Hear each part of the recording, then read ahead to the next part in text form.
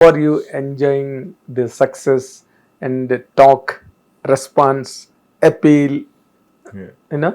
shouts everywhere, all around, a great encore, all Yeah. sides. Sir right now నా జాయ్కి multiple facets ఉన్నాయి, అంటే చాలా ముఖాలు ఉన్నాయి అనమాట. దాని చాలా ఎలా? రకాలుగా జాయ్ ఉంది, నాకు Yes. హ్యాపీనెస్ ఉంది.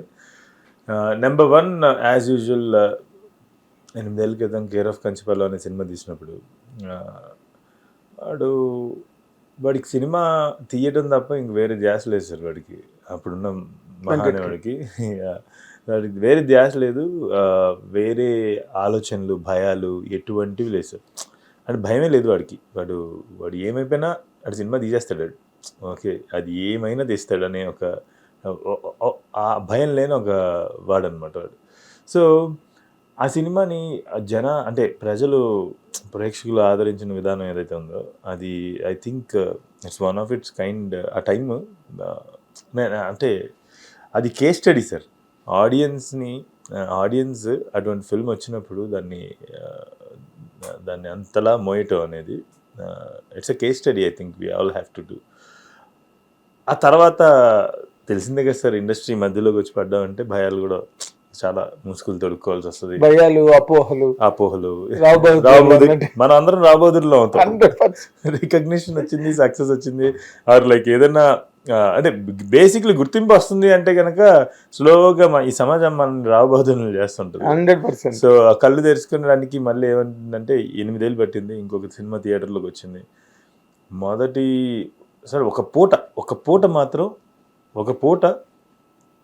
పట్టింది సార్. నాకు అర్థం కాలేదు. నాకు యాక్చువల్లీ ఏం జరుగుతుంది అంటే సునామీ, అంటే మనం అనుకున్నది జరగట్లేదు ఏంటనే ఒక భయం ఎందుకో వచ్చింది. ఎందుకంటే ఈ ట్విట్టర్లు ఇట్లాంటివి అన్నీ జరుగుతుంటాయి కదా. నాకు అర్థం కాలేదు. కాదు కదా ఇది film, this is a film about humanity. Why would humanity would react against it, or why would humanity don't understand it? Like ఎందుకు అర్థం కాదు?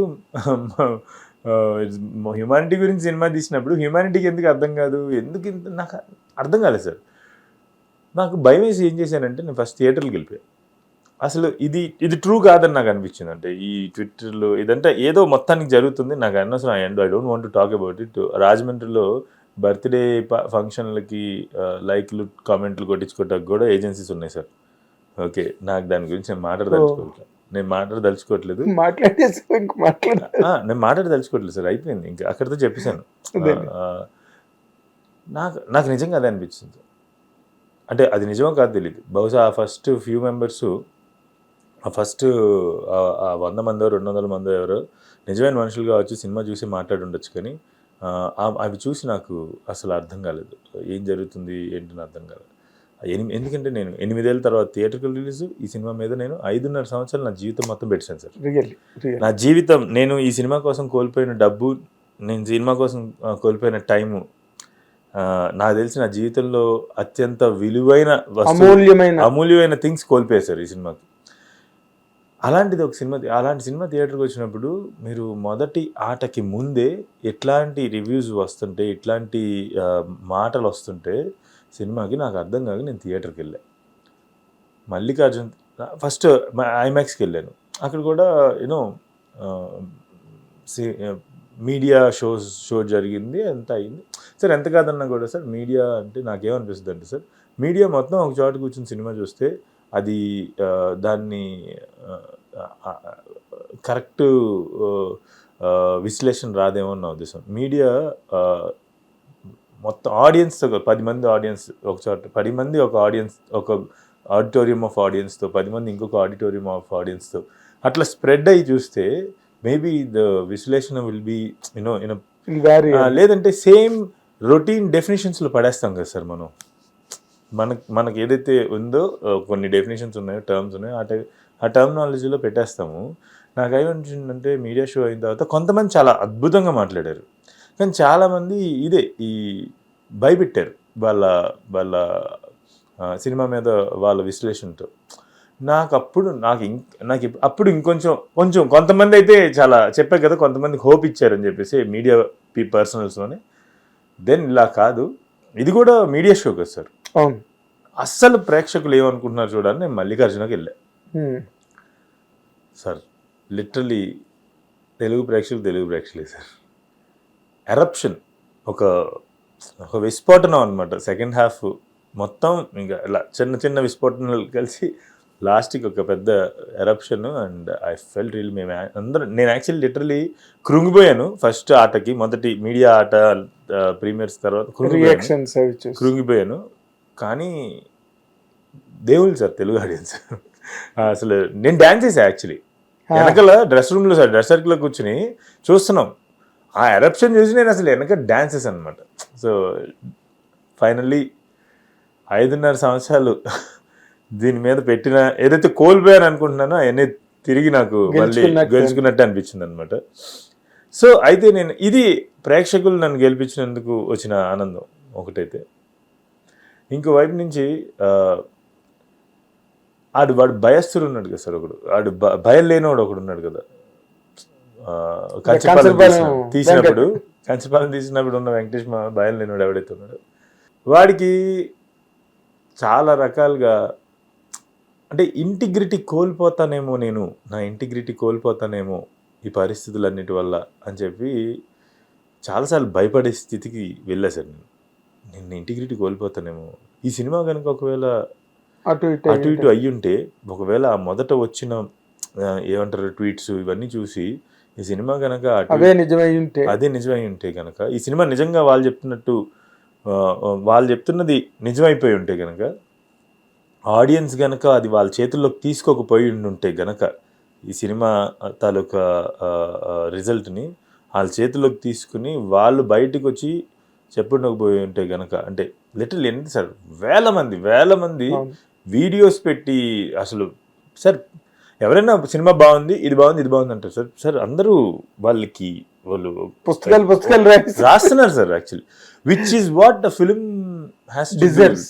A good film deserves, and also film అదే కదా సార్ ట్రిగర్ చేయాల్సింది. Correct, ఎన్నో ఆలోచనలు trigger చేయాలి.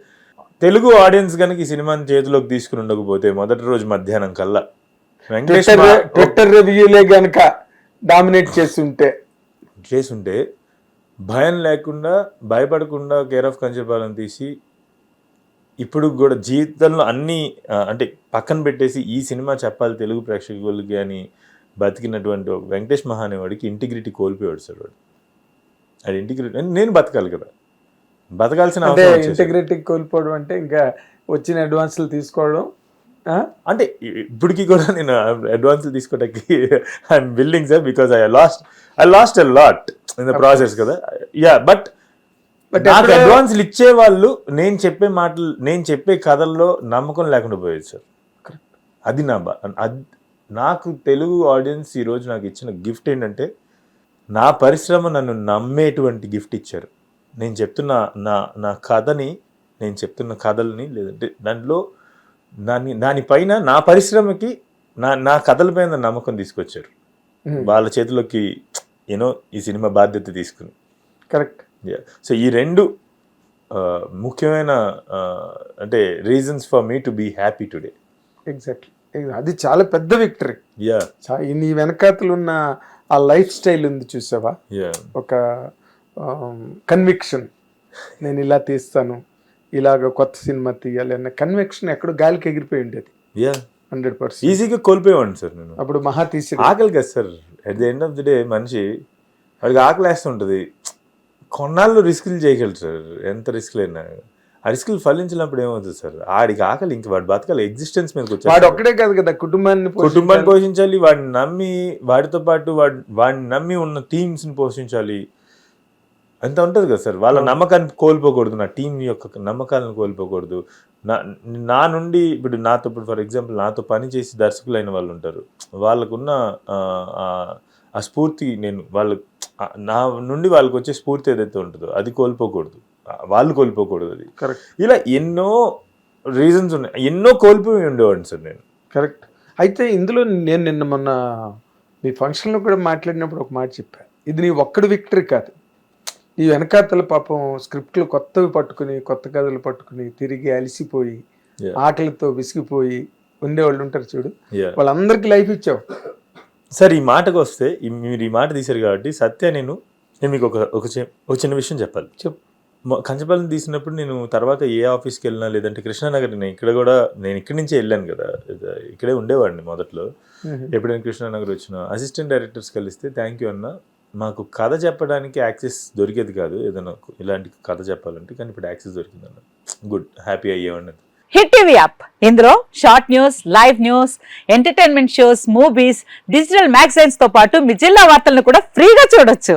ఇంకెందుకు ఆలస్యం, వెంటనే హిట్ టీవీ యాప్ ని డౌన్లోడ్ చేసుకుని ఫ్రీగా ఎంటర్టైన్మెంట్ పొందండి. Hit TV app. Hit TV app. Please download Hit TV app. Hit TV యాప్ని ఫ్రీగా డౌన్లోడ్ చేసుకొని ఎంజాయ్ చేయండి. మీకు నచ్చిన ఎంటర్టైన్మెంట్ కోసం హిట్ టీవీ యాప్ ని ఫ్రీగా డౌన్లోడ్ చేసుకుని ఎంజాయ్ చేయండి. హిట్ టీవీ యాప్ని డౌన్లోడ్ చేసుకుని ఆస్వాదించండి, ఆశీర్వదించండి. ఇంతమంది సెలబ్రిటీలు హిట్ టీవీ యాప్ ని డౌన్లోడ్ చేసుకోండి అని చెప్తున్నారంటే ఎంత మంచి యాప్ ఆలోచించండి. అమెరికా అమెరికా అమెరికా అమెరికాలో చదవాలనుకునే వాళ్ళకి విశ్వసనీయమైన పేరు మన శౌర్య కన్సల్టెన్సీ. UK లో 1 year masters. UK లో 1 year masters. 2 years work permit up to 5 years visa. Contact Saurya Consultancy. Contact 89851 89851.